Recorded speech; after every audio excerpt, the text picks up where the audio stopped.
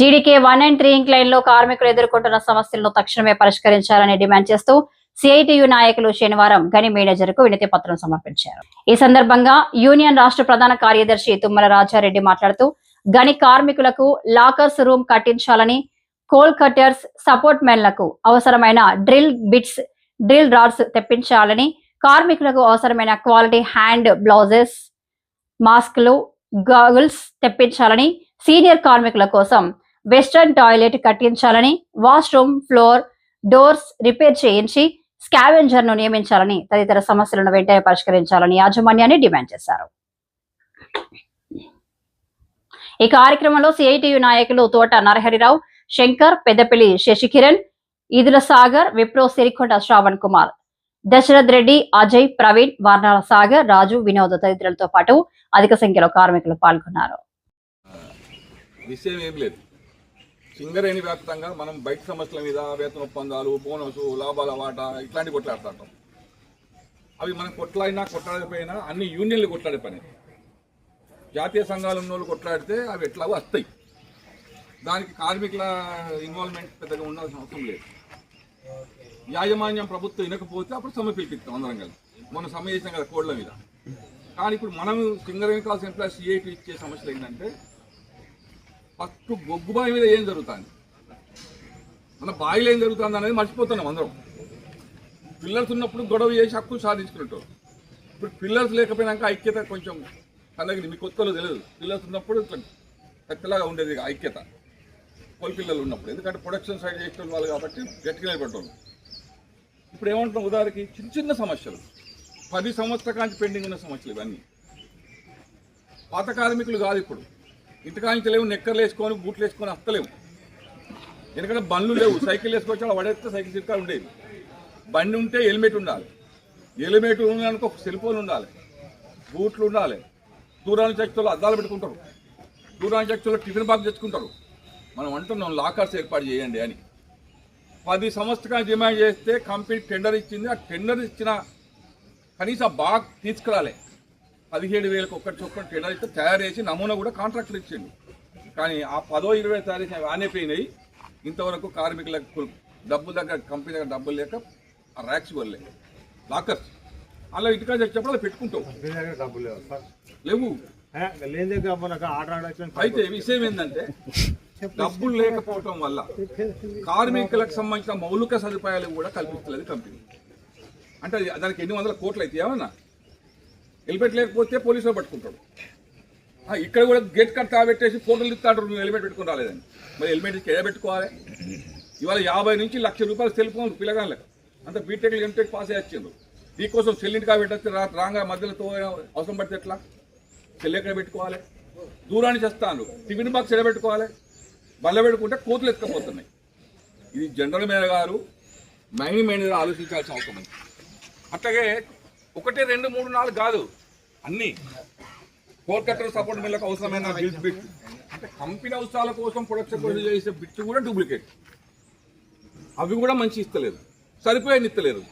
వాళ్ళు ఎందుకు వెళ్ళంటారు, బోట్లు పొడుగస్తా ఉంటాయి. అవసరం పొట్టిన కాడ అదొక సమస్య. మూసుకపోవాలి, ఏ డబ్బులు పడకపోయి అక్కడ అందుబాటులో ఇస్తే 4 ఎక్కువ ఇస్తాం కదా. అట్లాంటి సమస్యలను కూడా ఇలా క్వాలిటీ గ్లౌజెస్, అసలు గ్లౌజులే ఇస్తలేరు. క్వాలిటీ గ్లౌజ్ ఎక్కడ, క్వాలిటీ బూట్లు ఎక్కడ ఉన్నాయి? ఐఏఎస్ మార్క్ ఉన్న బూట్లు ఇవ్వాలి. 6 నెలలకు ఒకసారి అనుకున్నాం, మంచిగా ఉన్న బూట్లు అయితే 6 నెలలు మంచిగా ఆగేది. ఇప్పుడు అవుతున్నాయా? బూట్లు డూప్లికేట్. అంటే అన్నిట్లా కమిషన్ల కోసం పడి ఉంటుందా, లేదా కంపెనీకి పైసలు మిగులుతాయని చెప్పి అని 2వ రకం 3వ రకంగా ఉంటుందా కంపెనీ? అవి ఇవ్వకపోవడం వల్ల సేఫ్టీ గురించి గొప్పగా చెప్తారు. నేను బూట్లు ఎందుకు వేసుకోలేదని చెప్తారు. నాకు ఇచ్చిన బుట్టు 3 నెలలకే పీకినాయి కదా, 2 సార్లు దాటితే ఇక్కడ ఇచ్చుకపోతున్నాయి కదా, అట్లా కట్టలే అంటే నేను బయట కొనుక్కోవాలనా? కంపెనీలో పనిచేసి సేఫ్టీ కోసం మాట్లాడే యాజమాన్యం బూట్లన్న నాణ్యత ఇవ్వాలి కదా. నాణ్యమైన బూట్లు ఇవ్వాలని చెప్పి మనం డిమాండ్ చేస్తున్నాం. మహిళా కార్మికులు ఒకప్పుడు లేదు, మన సింగరేణి లేవుంటే 4 3 ఉందో. ఇప్పుడు ప్రతి మైనే మీద 20 మంది 30 మంది మొత్తం టోటల్గా సింగరేణి వ్యాప్తంగా 2,000 మంది అయింది. వాళ్ళకు సపరేట్ రూమ్ కట్టాలి. ఆ రూమ్ కట్టి వాళ్ళకి ఆయాలు ఏర్పాటు చేయాలి. రూల్ ఇది. అండర్గ్రౌండ్ తీస్తాను, అండర్గ్రౌండ్లో బాత్రూమ్లు ఉంటాయి. మగవాళ్ళు అంటే ఎన్నోగా చీకట్లో పోతాం. ఆడోళ్ళ పరిస్థితి ఏంది? 11 క్లైన్లో అందరూ ఆడోళ్ళు దిగుతారు, 20-25 మంది అండకుండా దిగుతారు. ఆడోళ్ళకు సపరేట్ సంబంధించిన ఆయాతో సహా, ఎందుకంటే పిల్లలు పుడతారు, వీళ్ళంతా పిల్లలు ఇప్పుడు పెళ్లిళ్ళు అయినవి వాళ్ళకి తెలియదు. వాస్తవంగా వాళ్ళకు రూమ్ కట్టించి వాళ్ళకి సపరేట్గా ఇప్పుడు ఏదైతే ఉందో అలానే బాత్రూమ్ ఉండాలి, వాళ్ళకి భోజనం సంబంధించి ఉండాలి, పిల్లలను చూసుకోవడానికి సంరక్షణ ఒక ఆయను పెట్టాలి, వాళ్ళకి ఆ పిల్లలు ఆడుకోవడానికి అవి కూడా అందుబాటులో పెట్టాలి. అది రూలు. పెడితే ఇస్తామంటారు. మనం ఎక్కడైతే గట్టిగా వదిలి పెడుతున్నామో అక్కడ కట్టిస్తాం. 11 క్లైన్లో కట్టించారు, భూపాలపల్లిలో 2 కట్టించారు, జీమా ఆఫీస్లో ఉన్నది హాస్పిటల్ రావాలి. ఇవన్నీ కూడా ఎక్కడైతే మహిళలు 25 కాంట్రాక్ట్ వర్కర్లైనా ఓకే, ఆఫీసర్లైనా ఓకే, ఆడోళ్ళు అంటే ఒక వర్కర్లే కాదు, ఆ మైనీ సరిహద్దులో 30-35 మంది ఆడోళ్ళు లేడీస్ ఉంటే వాళ్ళకి అన్ని సౌకర్యాలు కల్పించే బాధ్యత కంపెనీ. అది వెంటనే చేయాలని కోరుతున్నాం. వెహికల్ ఏంటి సరే సాయంత్రం పోతాను, ఇప్పుడు పోతాను యాక్సిడెంట్ అవుతుంది, యాక్సిడెంట్ ఇప్పుడు ఎవరు రాయాలి? రూల్ అది. బావి నుంచి సరిహద్దులు బయటికి పోతే ఇంటికి పోతే నువ్వు సార్సీ సస్పెండ్ ఇస్తున్నావు. నువ్వు బయటికి పని చెప్తా అంటే 90 అయింది అనుకో, నాకు ఇప్పుడు బాధ్యుడు. కార్మికుడికి బయట పని చెప్తే కార్మికే కన్వీన్స్, ఎవరైనా కానీ ఆడవాళ్ళు కానీ మొగోళ్ళు కానీ ఎవరైనా కన్వీన్స్. వర్క్షాప్ పోయేటప్పుడు బండవాడి దెబ్బ తాకితే వాళ్ళు వచ్చి పట్టుకున్నావు, నువ్వు బయటకు ఎందుకు పోయినావు, ఎవరిపై తీసుకున్నావు, 7 లీటర్ పెట్టామని పెద్ద తతంగం చేశారు జీడికే వర్ణింగ్లలో. బయటకి ఎప్పుడైనా వర్క్షాప్ డ్రిల్ మిషన్ల కోసం పోతాడు ఒక ఆయన, 20 బొంగే అవుతుంది. బొగ్గు లారీలు ఇట్లా వస్తాను, సిఎస్పీకి వచ్చే లారీలు ఒక బండవాడు ఒకసారి పెద్ద కార్మికులంటే తప్పన్నట్టు చేసి నువ్వు ఎవరి పని తీసుకోపోయామని డ్రిల్ మిషన్ తెచ్చుకొచ్చి. అంటే బయటికి కన్వీనియన్స్ పెట్టేటప్పుడు ఏర్పాటు చేయాలి. ఇట్లాంటి చాలా విషయాలు కూడా, సర్వే వాళ్ళకు రూమ్ లేదని, రిటర్న్ ఎయిర్ ప్రదేశాల్లో సందర్భంగా సర్దార్ అలాట్ సేఫ్టీ విషయంలో సర్దార్ ఎన్ని డిస్ట్రిక్ట్ పోతాడు? నేను దెబ్బ తాకితే మన ఏది మీరు అదేంటి ఫైర్ అయింది కదా, ఏది గ్యాస్ ఫైర్ అయింది, ఎవరు తప్పైంది? లాస్ట్కి కార్మికుడే చూసుకోదాకా వచ్చింది, ఏది వెల్డరే చూసుకోదాకా వచ్చింది. మరి వెల్డరే పని చేసేటోడు చూసుకుంటాడా? మీరేమో అధికారి 10 మంది అధికారులు ఉండొచ్చు, ఒకటి. కానీ కార్మికుడు పని చేసేటప్పుడు సూపర్వైజర్ ప్రత్యేకంగా ఉంటే ఏమైందా? ఆయన 4 డిస్ట్రిక్ట్లు అప్పచెప్తే ఏ డిస్ట్రిక్ట్లో దెబ్బ తాకినా సర్దారే బాధ్యుడు, ఓరమైన బాధ్యుడు గుర్తుపెట్టుకోండి. లేదా అక్కడ ఉన్న టెండాలు మొక్కద్దాం ఉంటే టెండాలు బాధ్యుడు, లేదా పిట్టర్ ఎలక్ట్రిక్ ఉంటే పిట్టర్ బాధ్యుడు, సూపర్వైజర్లో లేకపోతే ఇంకెవడు బయట కూడా బాధ్యుడు కాదు. నువ్వు కేటాయించలేవు కదా. పీ షిఫ్ట్ వస్తాడు, పీ షిఫ్ట్ అదే పరిస్థితి. అసలు పీ షిఫ్ట్ అనే దానికి రూల్ ప్రకారం యాక్సిడెంట్ అయితే ఏం లేదు. ఆఫీసులో ఎక్కడ లెటర్లు ఇస్తున్నావా? ఒక్కొక్క మైల్లో 3 షిఫ్ట్లు అంటే 6 షిఫ్ట్లు, 7 11 లేదా 10-12 షిఫ్ట్లు ఉంటాయి. ఎప్పుడు వస్తారో ఎప్పుడు పోతారో కార్మికులు ఎవరికి అర్థం కాదు. అంటే ఇవన్నీ చట్టవిరుద్ధంగా చేస్తున్నారు. ఏంటి పీసీలో సరే ఇది ఉన్నది చాలా సమస్యలు ఉన్నాయి. అన్నీ ఈ లోకల్ ఈ బావి మీద సమస్యలు పరిష్కరించేది.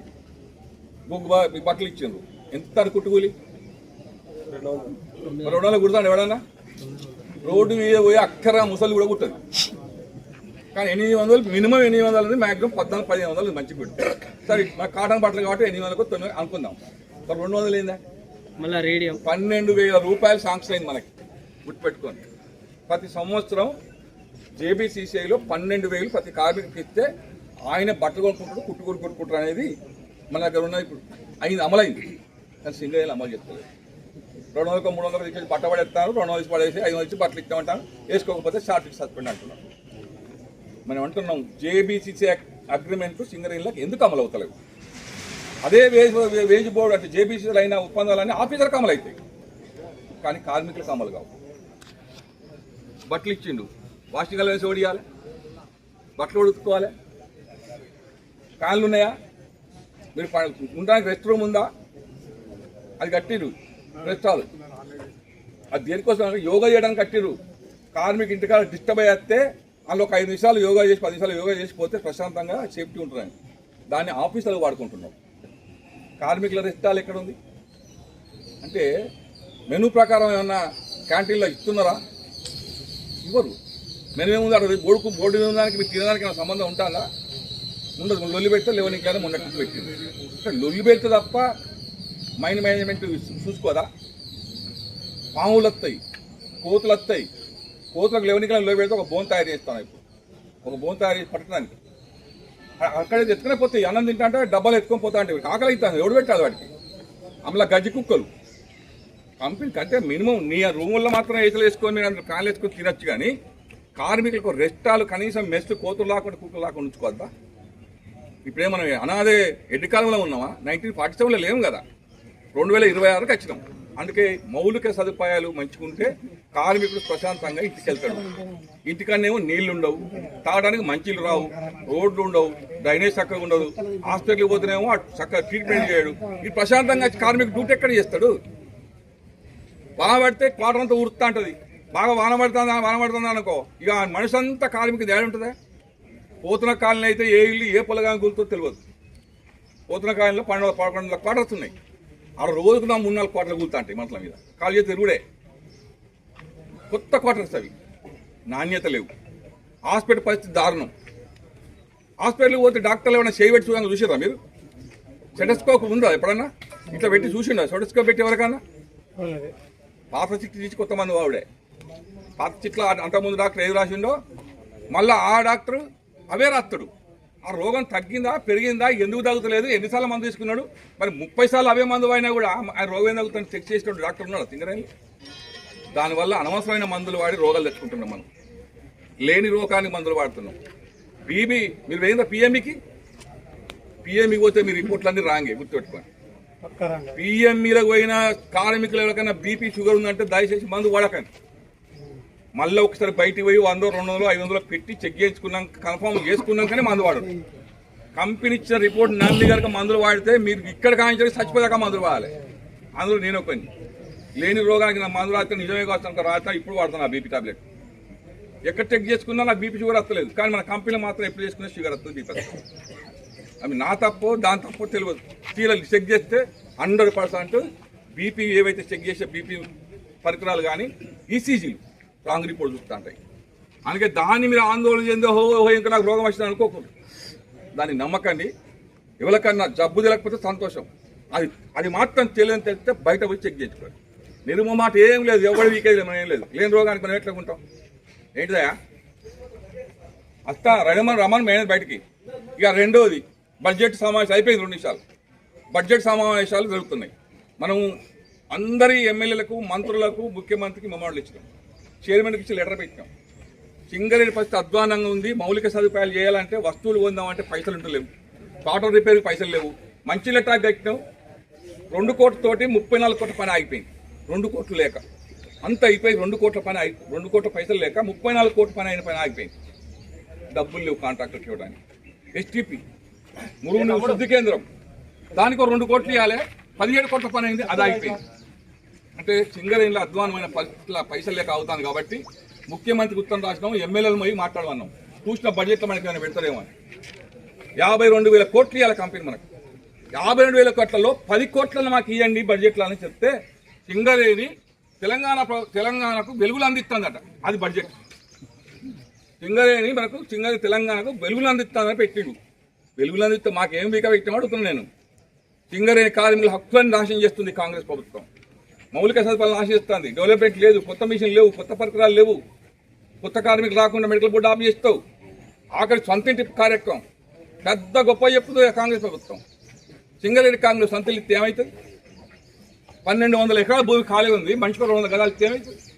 పాత క్వార్టర్లు దగ్గర 18,000 క్వార్టర్లు ఖాళీ ఉన్నాయి. ఆ క్వార్టర్లన్నీ కూడా సింగరేణి కార్మికులకు పట్టా చేస్తే ఏమవుతుంది?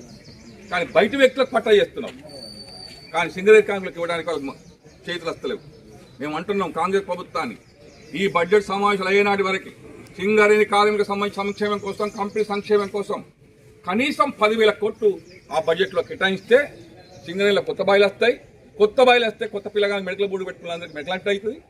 సింగరేణి మళ్ళీ 40-30 సంవత్సరాలు సుభిక్షంగా ఉంటుంది. 4 కొత్త బాయిలు తీసుకురావాలని కోరుతున్నాం. అది చెప్పరు. ఉన్న బొగ్గు బాయిలు ఎవరికి కాంట్రాక్ట్ ఇవ్వాలి అని చెప్తున్నారు. అంటే బొగ్గు బాయిలు కాంట్రాక్ట్ ఇచ్చే ఇంకా కొత్త కార్మికులు ఇట్లా వస్తారు. అంటే కంపెనీని నిలువున ముంచడం కోసం ఈ రాష్ట్ర కేంద్ర ప్రభుత్వాలు ప్రయత్నం చేస్తున్నాయి. దీనికి ఖచ్చితంగా రాష్ట్ర ప్రభుత్వ విధానాలకు వ్యతిరేకంగా సింగరేణి కాస్ట్ ఎంప్లాయీస్ యూనియన్ ఖచ్చితంగా సమ్మె పిలిపివ్వడానికి కోసం సిద్ధం చేస్తాం. అన్ని కమిషన్లు కలుపుకుంటాం. కనీసం 10,000 కోట్లు, 52,000 కోట్లు తీయకపోయినాం. 10,000 కోట్లు అని ఇస్తే మనం కొంచెం మెరుగుపడతాం. కొత్త క్వార్టర్లు వస్తాయి, కొత్త రోడ్లు వస్తాయి, కొత్త మౌలిక సదుపాయాలు వస్తాయి, కొత్త మైన్స్ వస్తాయి అని సింగరేణి కాస్ట్ ఎంప్లాయీస్ రాష్ట్ర ప్రభుత్వానికి యాజమాన్యం కూడా ఒత్తిడి కోరుతాం. మీరు అందరూ ఈ మెమోరాండాన్ని మేనేజర్ గారు బయటకు వస్తే ఆడికి పోయి ఇద్దాం. ఓకే, అంతగా వచ్చిన